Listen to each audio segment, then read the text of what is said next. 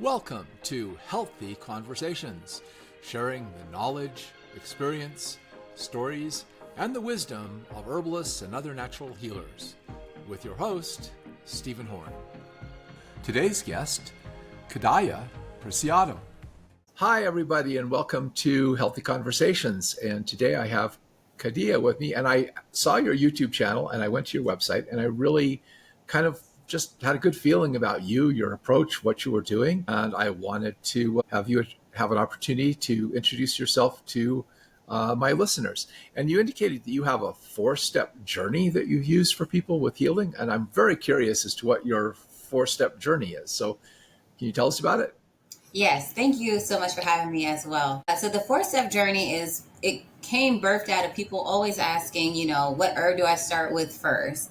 And so the 4-step journey just gives you pretty much an organic way to approach herbs like you would normally. So I say you start in the kitchen first. And so a lot of us, cook our own foods. We experiment with different flavors and the seasonings and spices. And many don't realize that those are some of the best herbs to actually start with. We're familiar with them. They're easily accessible. They're affordable. And whenever someone finds out that I'm an herbalist, they'll be cooking and they'll be like, is this useful for anything? And so I feel like that's the number one place to start. It's like an icebreaker, and people are already used to throwing thyme and maybe mixing it in with other herbs and spices, so it's just a natural way. And then next, as you progress, the next place is to go in your garden. So you can start by trying to maybe forage and identify some plants, things like dandelion that everyone kind of knows what it looks like. And I find that those are generally really safe as well. They're used in a lot of different food recipes, and the plants that are around us are the plants that are, I always say, the plants are going through the same things that we're going through. They're outside and they're in the environment. And so they're going through the seasons too. And so a lot of times they can be used for some of the seasonal things. And so I'll often go to the garden as soon as it's spring, and those can be, the spring cleaning herbs that you might use. And then next, as you become familiar with those plants, then you can go to the forest or, trails, and then you can start to forage there. And a lot of times that's a little bit more tricky. They may have a bit more lookalikes, or you may have to, those are more, I say, specific remedies. So you won't necessarily pull on them all the time. And as you're going, the safety level, I say also, you need to have a little bit more knowledge. So everything grows and compounds upon one another. And then lastly, I say explore the herbs that are more abroad. And so these are not the ones that we have around us all the time. So we should learn to use and the usefulness of what we have right in our arsenal. And then you can spend or splurge and experiment with other herbs as well. I'm not against using those herbs, but I just think it's just more natural to know and use the things that you're going to see every day and the things you're going to interact with every day. So I think it's kind of interesting in our culture. We're always looking at what's new and novel and what's the latest exotic remedy from some other part of the world. But I agree with you. The stuff that we need the most is probably growing in our backyard. In fact, I've heard herbalists like David Winston, come from a Native American background, say that the plants grow where they're needed. And so many of the weeds that followed us here from different countries and grow in our backyards are like telling us, hey, like dandelion, mullein, plantain, etc. And they are very useful remedies. And I love the fact that you start with kitchen spices, because there are so many things that people have in their kitchen that are very good medicines, as long as they're buying good quality spices. Mm-hmm. Yeah, but that's fantastic. So you also mentioned 4 levels of safety. Is it similar to this? The same? Yes, they interlock. And so I say we start with the food or culinary herbs, and that's usually going to be the safest. You use them the most often. There's not as many contraindications. And then the next I call my specific remedies. So you use them for specific purposes, but you might not use them all the time as we do our culinary herbs. And then we have our low dose herbs. And as we go through the journey, a lot of times those herbs sometimes in the forest, you may find low dose herbs. And so those are ones that you either want to be mindful of how much you're using or how long you're using it. You don't want to exceed a certain amount of weeks or etc. And then you have the ones I call the external use. So for some of these herbs, you don't have to use them external use only, but I say it's for more, I would say, skilled practitioners. Like some things For external use, I'd say things like frankincense and myrrh too in there. So you typically don't use those as you would use some of the other remedies, but you can, of course, use them internally. But I wouldn't say for a beginner that maybe that might be where they would start. Things like, arnica is another one where you might want to, or witch hazel, you might want to look at those later on as you excel in your expertise. Yeah, I actually talk about what I call degrees of action, and the first one is food, because I actually consider not just the spices, but the foods we're selecting as also part of our medicine. There are foods that are warming, there are foods that are cooling. I mean, cucumbers are mucilaginous and soothing, and I've known people who've done carrot poultices or onion poultices or those kinds of things. Yeah. And then call the next category medicinal foods, which is the spices. We don't use them in food quantities, but we still use them all the time. Yeah. And then I talk about medicines, which you're talking about as specific remedies. I define the medicine as something that's not poisonous, but you would never eat it in a salad. Yeah. I love the explanations. Yeah. Yeah, like you would put golden seal in a salad. You wouldn't put Cascara sagrada in a salad, but Right. used appropriate for a specific purpose, they're perfectly safe remedies. Right. Then, of course, there's the toxic botanicals, the ones that have potential, like you mentioned, arnica. I mean, arnica is completely safe as a homeopathic or a topical remedy, but internally it's potentially toxic. Right. And you ought to have a lot of experience before you start messing with plants like that. Yeah. So great minds think alike. I love that. That's great. Well, yeah, I mean, so I think that's a good way to introduce people to herbs. Mm-hmm. So when you talk about the kitchen herbs, what are some of your favorite just kitchen herbs that people ought to know that they probably have in their kitchen and how to use them?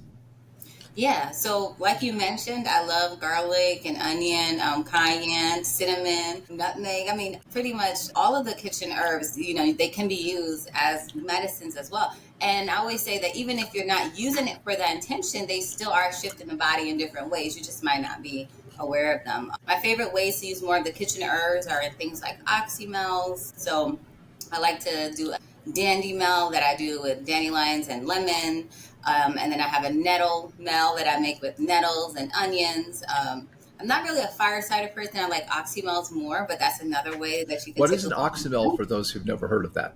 Yeah, so oxymel is where we have 3 different components. We have the herbs, and then we have the vinegar, which we usually use apple cider vinegar, and we use honey.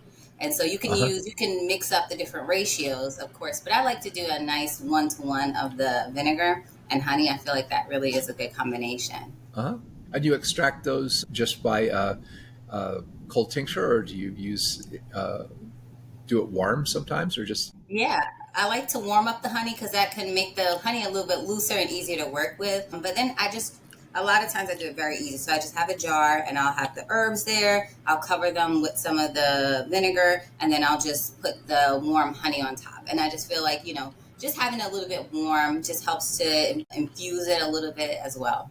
But yeah, it's a very simple process. Yeah, that is a simple process. Well, that's terrific.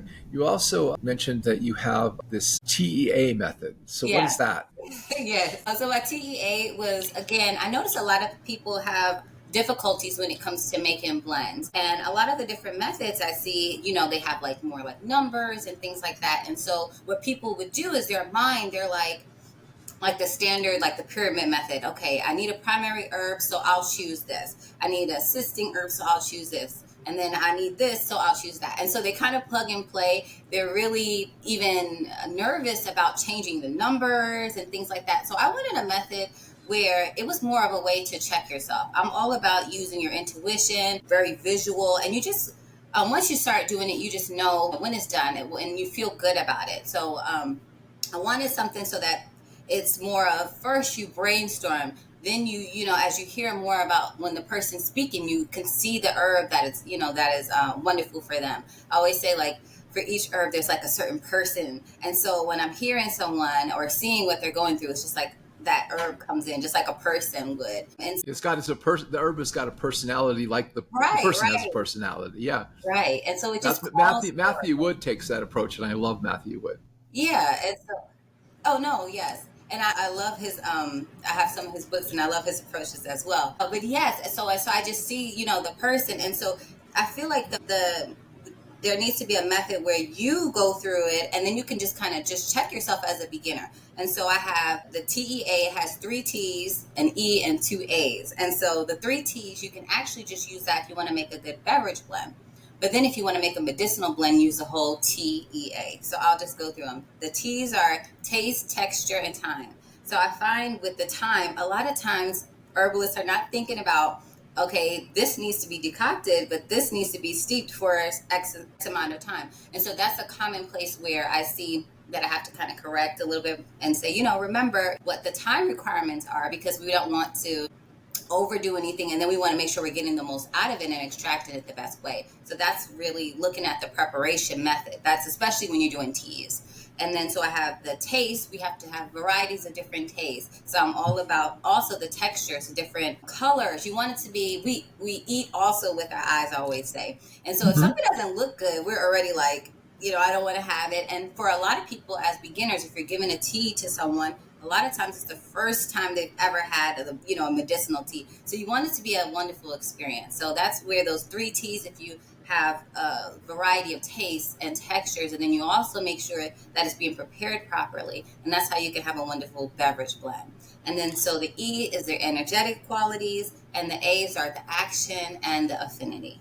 And I could talk about for a whole hour, so I won't go into no, that's a little more complex. I understand what you're talking about. The energetics, like the warming, cooling, moistening, drying, and then the actions are more like the specific diuretic, what the actions it has, and those are often associated with body systems. Yeah. So yeah, I don't think in terms of herb disease. I think in terms of how is the body out of balance and how are we going to try to bring it back into balance. Right. And so that's where the action comes of what's actually needed, is what I always, you know, kind of get the students to think of, because I feel like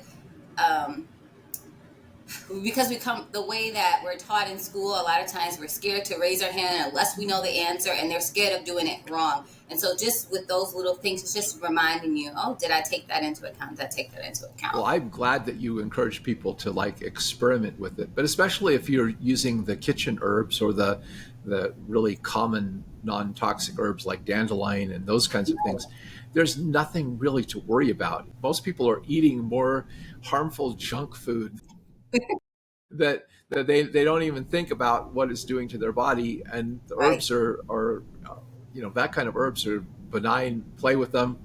Maybe one doesn't agree with you very well, but it's not like going to cause you any harm. You know, you might you know, have a little burning in your stomach, or a stool get a little loose or something with something, but it's not anything that's anything serious to worry about.